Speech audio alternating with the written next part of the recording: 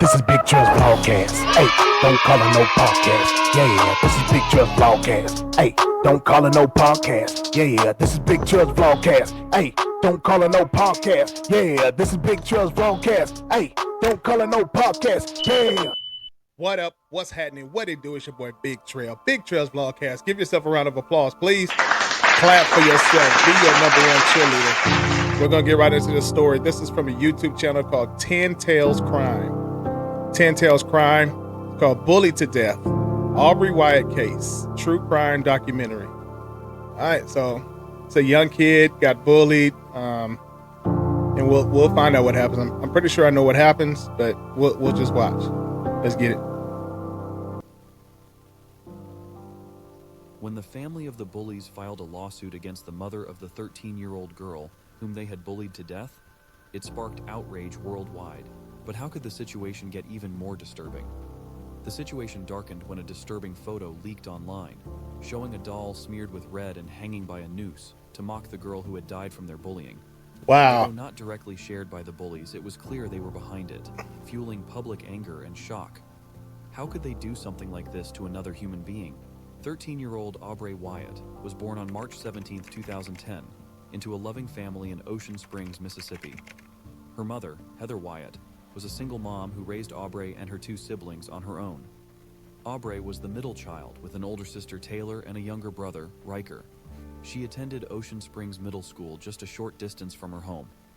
From a young age, Aubrey stood out. She was kind, a straight-A student, and strikingly beautiful. Her vibrant personality made her a beloved figure in the community, where she was known for her infectious energy and bubbly.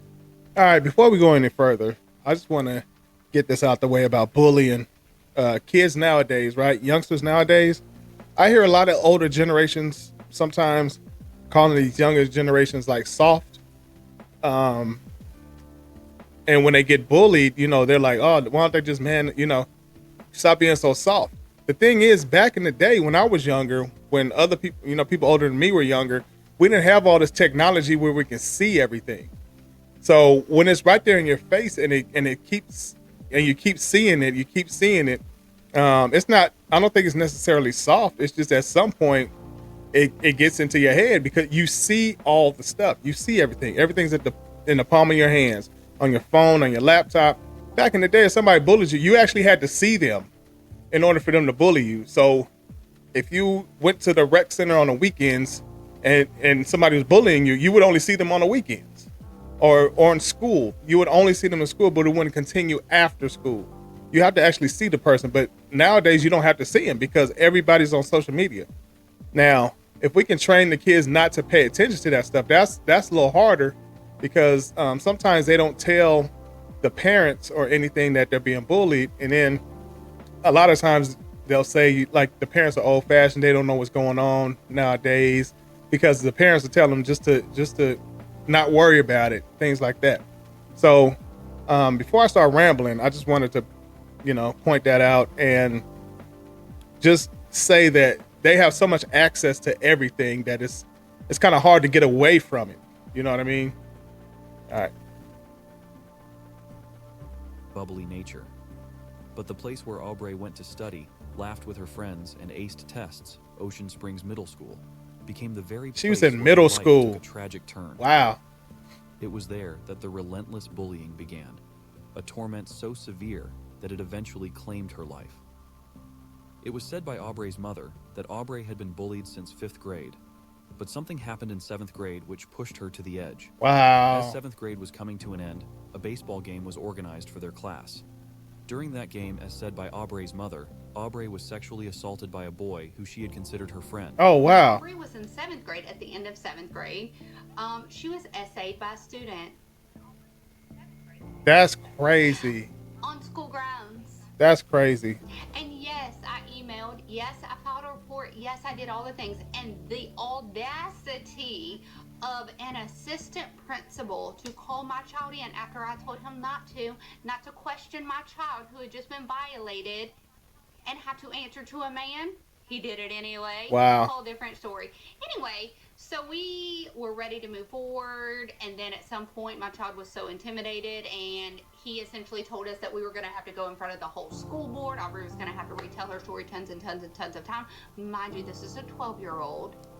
And she was so intimidated and scared, she begged me to stop because she was so, like, being bullied at school now because people had things up that were like, Team Aubrey, Team this, like, who do you believe?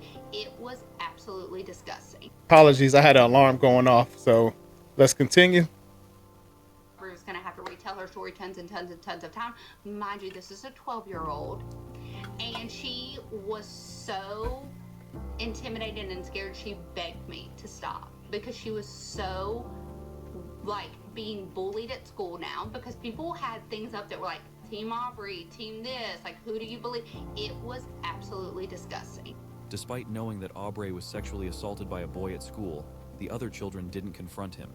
Instead, they turned on her. That's calling her crazy. vile and inappropriate names, adding to her trauma instead of supporting her. The boy's parents, rather than holding their son accountable, had the audacity to defend him. That is Aubrey's mom, crazy. Heather, emailed the principal, insisting that the boy be kept away from her daughter, both in class and during lunch for the upcoming 8th grade. On the first day of 8th grade, Aubrey entered her class and was shocked to be confronted with the very trauma she thought she had left behind. First day of 8th grade, and mind you, wait, and I got the emails back then. I let that man, principal, know that that other child cannot be anywhere near my child. No lunch, no class, no recess, nothing. Her first day of 8th grade, she walks in. Who's in her class? Him. That is crazy. Mm-hmm. She's so hysterical. She runs to the bathroom, distraught. Wow. I had to take a moment to compose myself. Yeah. Distraught, calls me hysterical, having a panic attack. I immediately get off the phone with her and I call the school. I'm at work. Call the school, irate, flipping out. I'm like, go get my child out the bathroom who's having a panic attack, but also, like, fix this. Like, how do you mess this up? Then, on September 4th, 2023, something unimaginable happened. Aubrey took her own life in her room. It was a shocking event that no one could have ever anticipated. Just 5 days before Aubrey had taken her own life, a video was taken of her smiling. It was hard to believe that a girl who always seemed so happy and cheerful could take such a drastic step as ending her own life. In a TikTok video, Heather described the heart-wrenching moment she found her daughter. It was deeply painful to hear. Let's hear it from her directly. I had gone to check the AC. Well, in doing that, out of my peripheral, I see Aubrey, who is in her room, and she is Hanging in front of her window. Wow.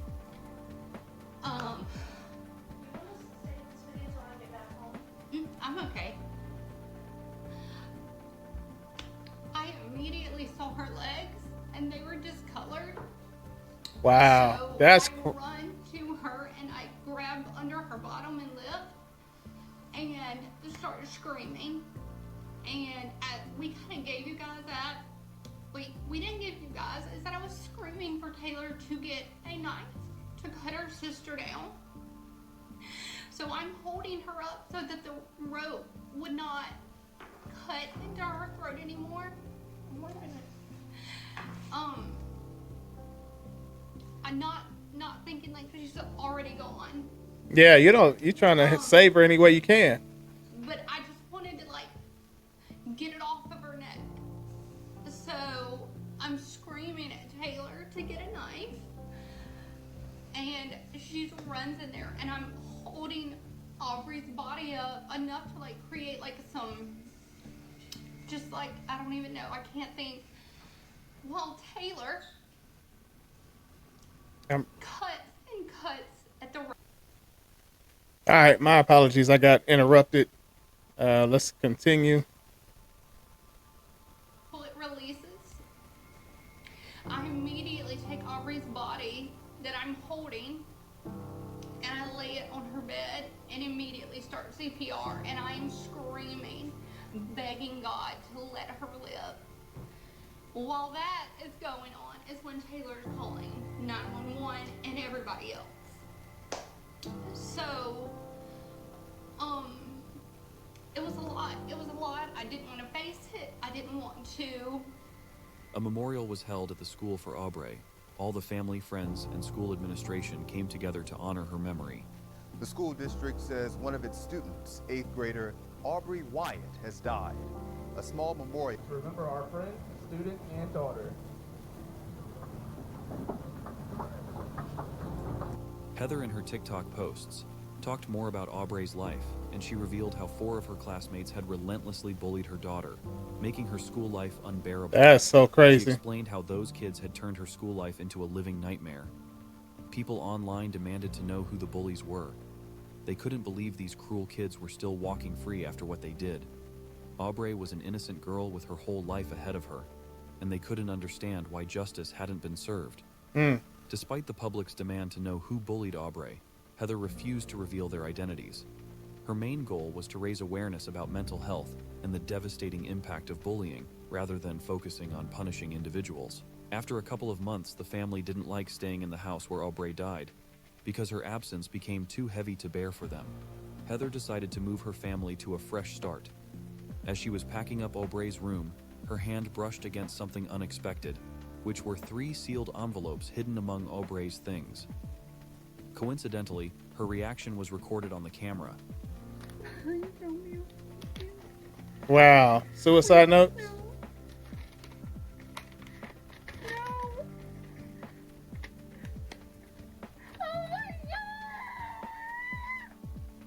The video went viral, resonating deeply with viewers across the world. Many who had once considered ending their lives found themselves questioning that decision. Wow. They saw the terrible That's so pain crazy. Heather was going through after losing her daughter. This made them realize that they didn't want to put their own loved ones through that kind of suffering.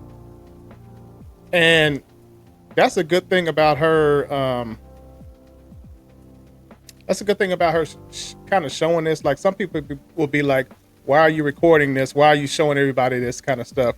But at the same time, she's raising awareness, because I believe oftentimes the people who take their own life, they're not really thinking about they are to a certain extent probably, but they're not really thinking about the pain that the family will go through. They're just thinking about ending their own pain. Now, I'm sure it crosses their mind, oh, my mom's gonna miss me and all that, but the pain that they have with themselves is deeper. Is deep enough for them to go through with it, knowing what it's going to do to their family. So it's kind of weird. It's kind of strange, that you think about that, but you still go through with it. And for her to put this on film and show everybody, I think it takes tremendous courage. Some people might be like, oh, she's trying to gain sympathy and all. I don't think so. I think she's just showing what's going on, what happens when somebody takes their own life and you still have to live with it. Comments poured in on Heather's video, with many expressing profound gratitude. Some wrote, "This video is for real, the reason I am deciding to stay. Refuse to put my family through that." Wow. Others shared, "This is the reason I stay longer." Wow. Incredibly, See? several individuals revealed that they had been on the brink of suicide, but changed their minds after watching Heather's video. Wow. One person confessed, "I planned on attempting last night, and then I saw this, and I threw all the notes and stuff away and didn't attempt." That's God. Heather's video had become That's a beacon of God, hope, whether you believe it or preventing not. countless tragedies. Despite the strong support and pressure to expose her daughter's bullies, Heather stayed focused on her mission. She chose to raise awareness about mental health and the harm caused by bullying instead of seeking revenge. However, Aubrey's friends, wanting justice, shared shocking Snapchat messages that revealed how much Aubrey was suffering. Adding to this, Heather's older daughter, Taylor, bravely shared heartbreaking text messages between Aubrey and their mother, showing just how much pain and loneliness Aubrey was feeling. In those texts, which were dated back to 2020 with timestamps, Aubrey updated her mom on what was happening all throughout her school days. Let's go back and read a couple of them. In October of 2020, Crazy. a text from Aubrey said, "Please check me out today is so bad." She went on to say that Molly is so bad and mean, and that she was super upset. In May of 2021, she sent another text saying, "Molly is being so mean." Heather told her to tell the teacher, and Aubrey responded, "They don't care, she is evil." In November of 2022, Aubrey said, "Bro, Molly is being so rude right now." Heather responded with, "What is she doing?" And Aubrey said, "She's just rude and that she's mad at her for no reason, and that it's annoying." She later texted her mom again, saying, "Sorry for the word, but Molly is being such a bee. She literally talks shit about me to everyone." Then things seemed to escalate in March of 2023, when Aubrey apparently texted her mom saying, "Molly slapped me across the face." Heather said, "On purpose or accident?" And Aubrey responded, "On purpose." Heather tells her to go tell the teacher immediately. And Aubrey said, Wow. "I am in the counselor's office. They're getting my stuff." Getting your stuff. Heather asked, what is going to happen to her and why she did it. Aubrey said, "No idea. She did it because I said I hate someone as a joke." Then she proceeded to send her mom a photo of her face. Then in another screenshot, Heather told Aubrey to tell the counselor that I want the principal to call me.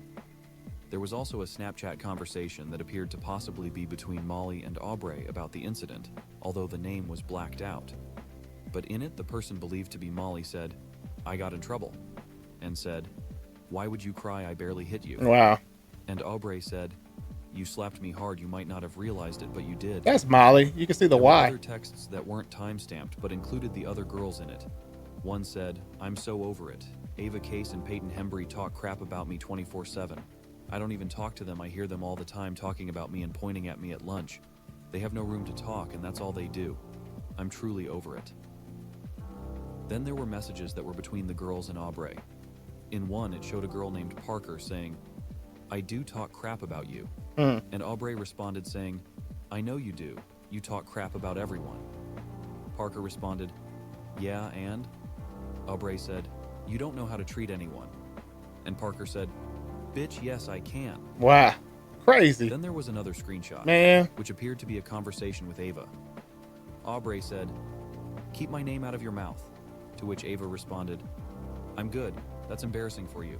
Aubrey said, "You have no room to talk." And Ava responded, "I'll talk about you all I want. You ain't shit, babe." When these chats leaked online, people quickly started reposting them, and anger spread like wildfire. See, that's what I'm saying. You couldn't do that back in the day. A bully had to see you face to face. You know what I mean? It didn't continue afterwards unless they lived around you or they came by your house or something. But it didn't continue online just like it is now. So it's so easy for people to get bullied 24/7. Like they can send memes, they can send all these pics and texts and all this to this person, and they're constantly just looking at it, constantly. They can do it all day. And a lot of cases where you see bullying, the teachers, the principal, they really don't do anything. They just don't do anything, and it's kind of crazy because you're supposed to be there to protect kids, but they really don't do nothing. The four bullies, Molly Noblet, Parker Green, Ava Case, and Peyton Hembry, were exposed online. The outrage grew even more when a disturbing Snapchat video appeared, showing a doll that seemed to mock Aubrey's death. Many believe the video was filmed in Molly Noblet's room. This video wasn't just an insult to Aubrey's memory. It showed how these girls continued their cruelty even after her death. Everyone soon realized that Molly Noblet was the ringleader of the bullies, yet they questioned why the school had taken no action against them. People had their suspicions, but after a thorough examination, they found the reason. Rumors quickly spread that Molly's father, Dr. Monty Noblet, had once been a teacher at Ocean Springs School for 7 years. Recently, he had been appointed as the assistant superintendent, a powerful and influential position. I already knew it. People speculated Privilege. that he used his authority to silence any reports and complaints made against his daughter and her friends. Privilege, man, privilege. Dr. Monty Noblet was using his authority to support bullying instead of guiding his children toward the right path. They knew he was no longer fit for his position. Outrage grew, and a petition was started, gathering thousands of signatures to demand his removal. But in a shocking twist, the petition mysteriously vanished without a trace. This only fueled the belief that the school was desperately trying to cover up the scandal. That's all it leaving was. the community more suspicious and angrier than ever. As this information spread across the internet, the families of the alleged bullies revealed that their children were attacked with hateful and disturbing messages from around the world. These messages included vulgar insults and inappropriate sexual comments, all directed at kids who were only in the 8th grade. Disturbingly, Molly's home address was even published online. In response to the growing backlash, the families of the alleged bullies took legal action against Heather Wyatt, accusing her of falsely blaming their daughters. They insisted that their children were being wrongfully targeted, despite the overwhelming evidence that had surfaced online. As the media started covering the story, public outrage grew rapidly. People were furious when they learned about the lawsuit against Heather Wyatt. Then, things took an even darker turn when a leaked screenshot of a court order appeared online. It suggested that Heather Wyatt is hereby ordered to temporarily shut down all of their social media accounts belonging to her. With this, Heather's TikTok account was shut down. That's and crazy. the news quickly spread across the internet. As people found out, social media exploded with posts and comments about Aubrey Wyatt. In response to the court silencing Heather Wyatt, people rallied in overwhelming support.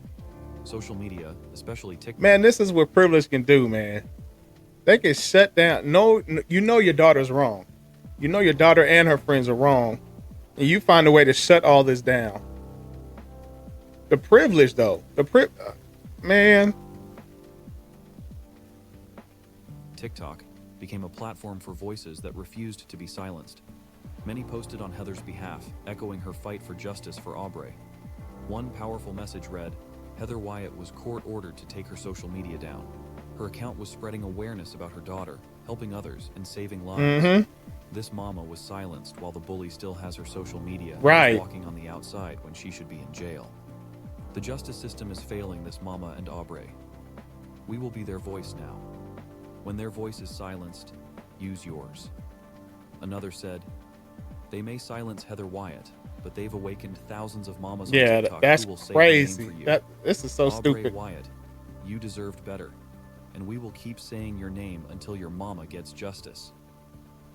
TikTok was soon flooded with supporters, all demanding justice for Aubrey and standing firmly with Heather Wyatt. Facing an intense legal battle, Heather Wyatt needed funds for her defense, so she turned to the public for help. She set up a GoFundMe page with a goal of raising $100,000. Thanks to the overwhelming support she received, the campaign quickly exceeded its target. In no time, Heather received over 4,000 donations.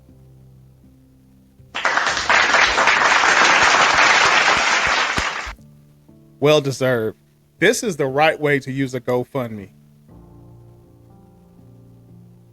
On the GoFundMe page, Heather expressed her gratitude, writing, "We love you guys so much, and I just know my baby girl would be ecstatic to see how many people love her, how many people are fighting for her.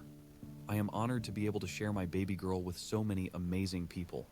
Aubrey's army have been such a light in this dark time. We love you all."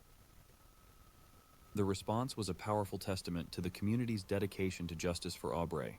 Due to the intense public outcry and accusations that the court was trying to silence Heather Wyatt, Judge Mark Maples faced mounting pressure to reconsider the decision to shut down her social media accounts. On July 18th, the judge made his final ruling. The emergency order was lifted, allowing Heather to regain control of her accounts. This decision highlighted the power of social media and the strength of collective action, showing that the relentless pressure from supporters compelled the judge to do the right thing for both Heather and Aubrey. On that day, man, how you gonna shut down somebody's social media? Like, oh my God. My God. Ooh. A crowd gathered in the courthouse parking lot to show their support for Heather. As she stepped out, relieved and knowing her social media accounts had been restored, the crowd erupted in cheers. Yeah.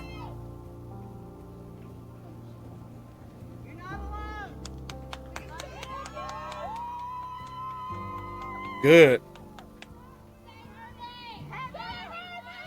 What's crazy is that from what they said is like she's not even calling out the people's names. She's just telling the story of what happened. She's not even saying like Molly did this, the other girl Ava did this. From what they said in this video. She's not even, maybe at one point maybe she did, I don't know. But from what they're saying, like she's just going about telling the story, wanting justice.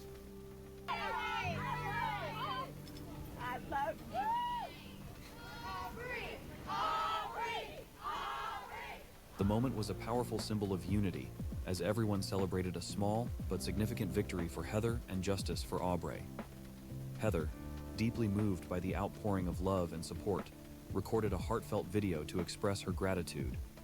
In the video, she thanked everyone who had stood by her during the darkest moments, acknowledging that it was their help and support that allowed her to get her voice back.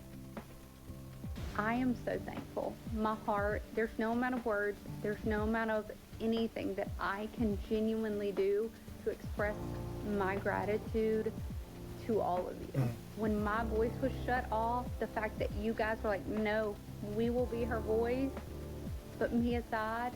You guys fought for my baby when I couldn't, and I just have no. You're our people, you're our family, you're our village, and I'm forever grateful for you guys. All right, man, that was deep. That was crazy. I didn't do a lot of commenting because I was just caught up in the story. But it's crazy the pressure that these kids have nowadays. Like I said, some people call them soft and all this, but that stuff is in their face 24/7. I'm glad that she had people that had her back. She was able to raise money for her lawyer fees, and that the people had her back and they told her story why she couldn't tell it. Shutting down her social media. Man, they tried everything they could, but hopefully justice will be served eventually in the long run, whether it's, here on earth or the Lord handles it. Vengeance is mine, says the Lord. So just pray that the Lord handles it. And because if you let the Lord handle it, it'll be far worse than if you went and did something to handle it, right? Whether you believe or not. I'm a Christian, just to let y'all know, in case y'all didn't know, I am a Christian. So I believe what I read. Anyway, we're gonna end this video because that was kind of sad.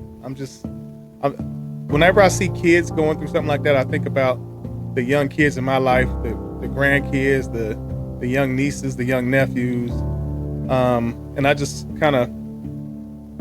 I feel like, man, what if this happened to them? What would I do? So stuff starts running through my head, and that's when I kind of get quiet because I'm just analyzing what I would do. And I think she went about it the right way. A lot of people would have chose violence, but she went about it the right way. So comment below what you think about this story. Don't forget to like, comment, and subscribe. I'm on my way to 100 subscribers. Right now, I think I'm sitting like at 78, but let's keep the ball rolling, keep it going. I mean, small channel, just trying to grow, trying to entertain you guys and inform you guys of things like this. So we're going to go ahead and get out of here. This is your boy, Big Trail, Big Trail's Vlogcast. Let's get it. Get it.